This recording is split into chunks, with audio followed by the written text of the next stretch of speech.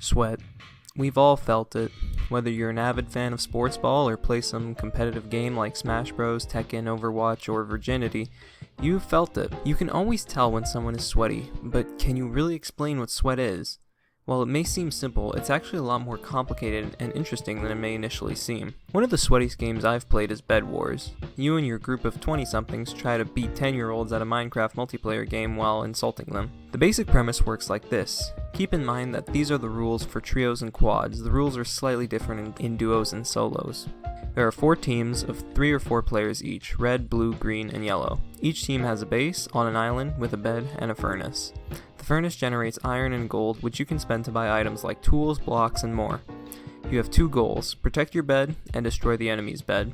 In between each base are diamond generators, and in the middle of the map is an emerald generator. Diamonds can be used to buy team upgrades like sharpness or protection, and emeralds can be used to buy better items like invisibility potions or diamond armor.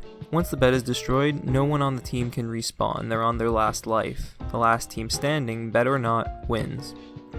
Seems pretty simple, right? How could you possibly sweat over such a simple game? Very easily. Both people I've played against and my team have put way too much time into this and have found super efficient ways of getting beds and kills. One of the simplest but most sweaty ways is just to attack head on.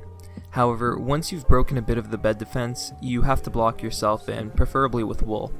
That's because few players choose to get the shears during the game, and thus wool would be the hardest block for them to break. The sweatiness comes in when you are able to replace broken blocks at breakneck speeds to continue progressing towards the bed. It's almost superhuman to see happen, the way they snap towards the direction of the block and place another one, almost as if they've mastered the timing of it. One needing more prep is the pot method. Emeralds, the most rare resource in the game, can be found spawning in the middle of every map. One generator for all the teams to share. Controlling mid becomes very important early on, because that allows you to collect emeralds, which you can use to buy various items. But for the purposes of this method, it allows you to buy potions. Typically, you want a jump and invisibility potion so that you can run without leaving as much of a trail and get in without being noticed. Once you're in, you can break the bed with a lower chance of being noticed, but you still do run the risk of being swarmed if there are too many people on the base, or you stay there too long. These are the 2 most popular methods for breaking beds in the game. Why are they so intricate? Because it feels good to win, and sweat is like the fuel to a win generator. Winning these stupid, meaningless online games is like a drug that you can never get enough of. Your first few wins will feel amazing, but as they become more and more common, they become less and less meaningful. And just like a drug, soon you just need them to feel anything. And anger begins to overwhelm you if you can't get them, making it even harder to win, and it becomes a vicious cycle. So what are you to do? Think harder? Play better? As is popular with the cool youths of today, should you just get good? This is where our old pal Sweat comes in. Sweat removes all the hard parts of playing competitive games and churns out sweet, life-sustaining wins. The sweatiest strats are the most tried and true, and are typically learned through victimhood. That or GamerBoy80 videos. So with everyone craving wins, but only one team able to win, everyone sweats. And we're right back to where we began. Except now, new players don't stand a chance. Bullying new players is the easiest way to get ahead in Bedwars. If you can defeat one other team single-handedly, you basically control another quarter of the map, and you can safely build to other resources and take their resources. And since every team starts off controlling 1/4 of the map, that essentially means you control half the map if you can successfully defeat the newbies. So another common early game strat is to immediately attack the team to your left or right and drop a TNT over their partially covered bed. My friends and I call this a googus. Don't ask why. It starts with a Quagmire trap remix and ends with gay remixes of popular rap songs. I dare the Googus be that girl. I can show you the flavor with my Googus. I dare the Googus be that girl. I can show you the flavor with my Googus. However, if that team is competent, it makes the game significantly harder to win and thus requires more sweat. This is where speed bridging comes in. Speed bridging is the term for a faster way to build bridges. It requires you to crouch, place a block, uncrouch, move at normal speed to the edge of the block you just placed, crouch at the last possible second, and then place another block, and repeat. It's really fucking hard if your fingers are stupid like mine are, but it's a skill that can be practiced. Hypixel, my server of choice, actually has a training mode where you can practice your bridging techniques. so the game has reached a level of sweat in which you need to practice outside regular gameplay. And I will be the first to admit, I've practiced for hours and I still can't fucking do it. And to watch these people go can be mind-boggling and horrifying, because they're basically flying towards your base and you know they're about to jitter click the fuck out of you. Jitter clicking is a form of clicking faster than any normal human. It essentially requires you to hold your mouse very gently, tense just your forearm, and allow the shaking to do the clicking for you. It can bring you up to 14 clicks per second, or higher. It can actually hurt if you're sore from a workout, but that's okay, you don't work out, you're playing Bedwars. Another form is flutter clicking, where you use 2 fingers on your left mouse button and alternate clicks between them. This is a vastly easier method of clicking fast, but with a major downside. If you fuck up your rhythm, you could completely stop hitting, which could cost you a kill. The reason you want to click fast is because the PvP in this game lacks a lot of strategy in exchange for who clicks the fastest. The one who can hit the most times can get combos which turns fights completely one-sided. While the game's PvP can retain some skill like strafing and opportunistic void hits, it remains highly contingent on the fastest CPS.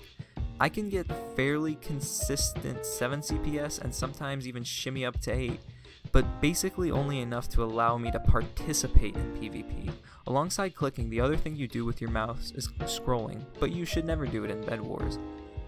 In the 2 seconds it takes for you to scroll to whatever item you wanted to scroll to, you've already died.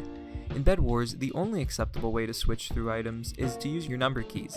It saves such a minuscule amount of time, but the sweat factor of other players turned those seconds into a huge time loss. Enough of a time loss for your plan to go completely tits up. So now, your plans are fucked and you're gonna lose. Now what? Turn on your hack client. Yes, the last element on our pentagram is hacking because you suck anyways. Plenty of hacks can help you out. The combat is usually too hectic to notice kill aura. You can use x-ray, slow falling, no damage, flying if you really don't care about getting caught. There's no limit to how much you can not try with a hack client. Seriously though, don't use hacks, you fucking virgin. Either get better at the game or stop playing, don't ruin it for everyone else. So far, we've been talking about sweat in Bedwars, but how does it compare to other games? The other sweaty game I play is Smash Bros, a game where I actually physically sweat from my actual real-life body while playing. And Smash and Bedwars sweat is different, and that's entirely because Smash is a constant battle for your life with very little room to breathe. In Bedwars, there's downtime. Even if you're in a dangerous situation, like sitting on top of an enemy's base or getting emeralds from mid, you don't need to constantly be thinking of ways to get around an enemy, like in Smash. And when all hope seems lost, that downtime gives you time to plan and get prepared, sometimes resulting in a win. On the other hand, once you're the last one left on your team, killing 3 or 4 guys by yourself is nearly impossible, especially if they never split up, whereas taking 2 stocks on 60% on your last stock is a lot more doable. Now, based on the type of person you are, your opinion on sweat will be a little different, but mostly on the internet, it's considered a bad thing, or something to make fun of, which is a bit strange because no one is immune to sweat. It even begs the debate on what sweat is and what you can be sweaty in. If you're one of those students who's getting constant 100s, first of all, get laid. Second, is that sweaty? What if you dedicate yourself to your job? Or if you're single and try very hard to get a significant other, is that sweaty? Simply for the sake of expressive language, I would say yes, but the word lacks an official definition, so there is no right or wrong answer. And like I said, we all get sweaty. We don't want to admit it, but everyone's raged at a game, or just given up and felt shitty for a bit. It's just a part of the hobby. Hell, even if you don't play video games, you've sweated over sports, whether you're playing or not. You can find just as many videos on YouTube of people breaking walls over their favorite team losing as you can of people testing the structural integrity of their homes after losing in Call of Duty. As much as we want to be better than each other, we aren't. We're all chimp-brained morons getting angry when the bad man outdoes us in a game that doesn't mean a fucking thing in our lives. And I guess that's all part of the human experience. I would never try to take it away from anyone because honestly, does any of this shit matter? Anything can be broken down to its base components and concluded not to matter, and you'd be right to conclude that. But we can revel in it and use it as an excuse to assign as much or as little importance to it as you want. Richard Carlson once said, "Don't sweat the small stuff," and it's all small stuff. But I don't agree with him. Sweat whatever and whenever the fuck you want, because it's not all small stuff. It's all completely worthless stuff. So, are you sweaty? If you say no, you're lying, but please try to make your case in the comments, or just tell me what you're thinking. Other than that, if you like the video and want to see more, you can check out my other videos, subscribe, and if you actually do matter on this existential plane, you'll like the video. If you dislike the video, feel free to hit that thumbs down button. And if you're a demigod, ring that motherfucking bell. I appreciate your attention like you wouldn't believe, and I wish you all a beautiful day, and I'll see you in the next one.